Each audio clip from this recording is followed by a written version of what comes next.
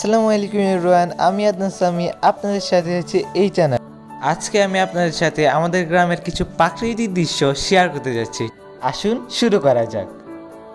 আমি বিকেল হলেই মাঝে মাঝে হাঁটতে বেরোই।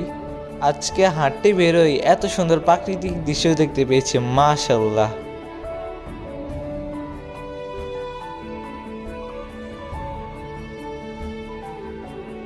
আসলেই আল্লাহর সৃষ্টি অনেক অনেক বেশি সুন্দর। আজকে অনেক রোদ ছিল, কিন্তু দৃশ্যটা দেখতে আসলে অনেক বেশি ভালো লাগছিল। আপনারা দেখতেই পাচ্ছেন এখানে একটি কবরস্থান রয়েছে।